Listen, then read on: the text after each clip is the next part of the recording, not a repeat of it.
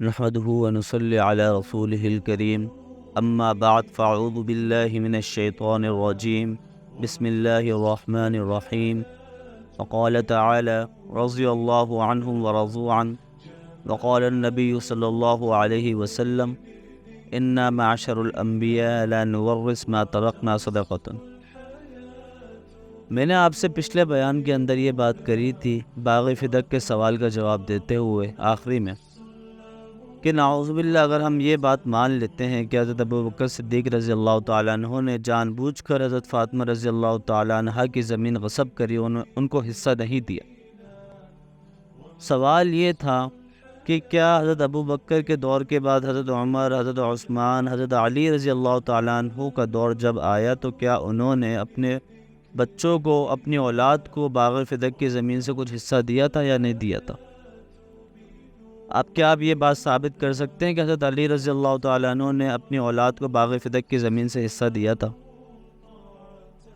چلو دوسری بات یہ کرتے ہیں کہ چلو مان لیتے ہیں کہ حضرت ابوبکر صدیق رضی اللہ تعالیٰ عنہ نے حضرت فاطمہ رضی اللہ تعالیٰ عنہ کو حصہ نہیں دیا، تو کم سے کم وہ اپنی بیٹی حضرت عائشہ رضی اللہ تعالیٰ عنہ کو تو حصہ دیتے۔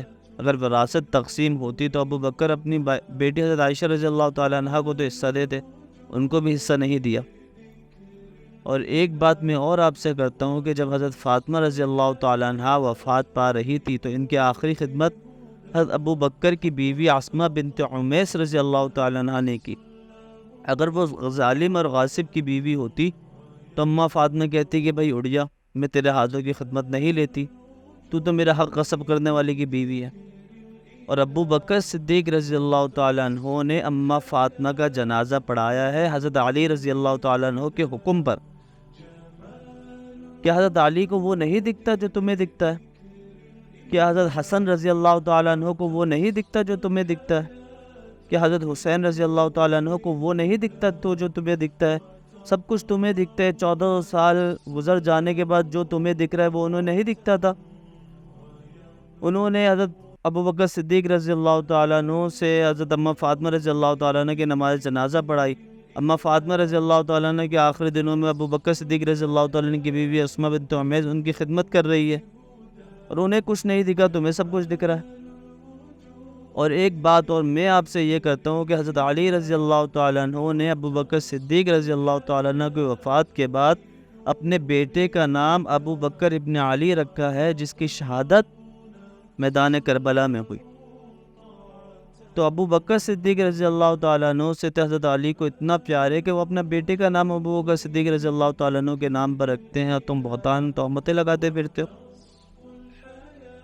دوسری بات، امام حسن رضی اللہ تعالیٰ عنہ کہتے ہیں کہ میرا دوسرا بیٹا پیدا ہوا قاسم بن حسن کے بعد، حسن مثنیٰ سے پہلے، تو میں اسے اپنے والد صاحب کے پاس لے کر گیا اور کہا حضرت علی سے کہ اس کا نام رکھیے، تو فرمایا کہ اگر میری بات مانتا ہے تو اس کا نام رکھ ابوبکر بن حسن بن علی، اور یہ بھی کربلا کا شہید ہے، 72 شہیدوں میں سے یہ بھی شامل ہے۔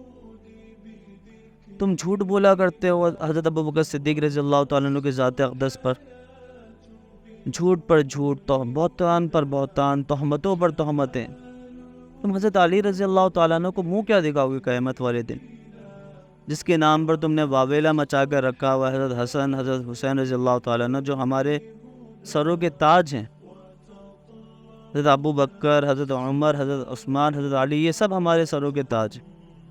تم نے حضرت علی رضی اللہ تعالیٰ عنہ، حضرت حسن، حضرت حسین کے نام کا جو واویلا مچا کر رکھا ہوا ہے، تم حضرت علی کو منہ کیا دکھاؤ گے کہ جو اپنے بیٹے کا نام حضرت ابوبکر کے نام پر رکھتے ہیں؟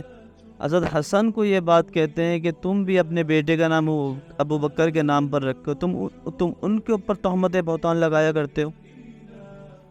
اگر ابوبکر صدیق رضی اللہ تعالیٰ عنہ کا سچ مشکوک ہے تو اس دھرتی میں پھر سچا کون ہو سکتا ہے؟ جو افضل البشر بعد الانبیاء، اگر اس کا سچ مشکوک ہے تو اس دھرتی میں دوسرا سچا ہو کون سکتا ہے؟ گھر آئے مہمان کی قدر حضرت ابوبکر صدیق رضی اللہ تعالیٰ عنہ، حضرت ابوبکر صدیق رضی اللہ تعالیٰ عنہ کے دروازے پر نبی کریم صلی اللہ علیہ وسلم چل کر گئے تو ابوبکر صدیق رضی اللہ تعالیٰ عنہ نے تن، من، دھن، آل، اولاد، جان، مال، وقت سب لگا دیا، ایڑی پر ڈنگ برداشت کیے، غار میں نبی کریم صلی اللہ علیہ وسلم کی نگرانی کری، انہوں نے گھر آئے مہمان کی یوں قدر کی، تم ان پر بہتان لگایا کرتے ہو؟ تم نے کیا کیا؟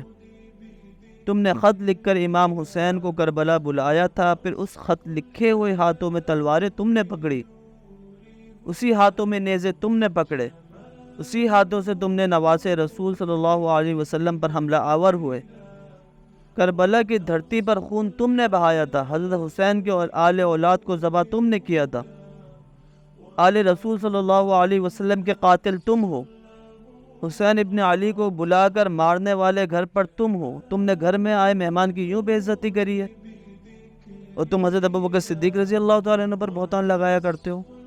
خدا کی قسم قیامت تو آ جائے گی لیکن تمہارے اس کیے پر لعنت قیامت تک برستی رہے گی۔ میں قاتلین حسین پر آج بھی لعنت بھیجتا ہوں اور تا قیامت ان پر لعنت کرتا رہوں گا۔ نواس رسول کا خون کوئی عام خون ہے؟ اور باتیں تم اس شخص پر کرتے ہو، بہتانیں تم اس شخص پر لگایا کرتے ہو جس کا نام افضل البشر بعد الانبیاء ہے۔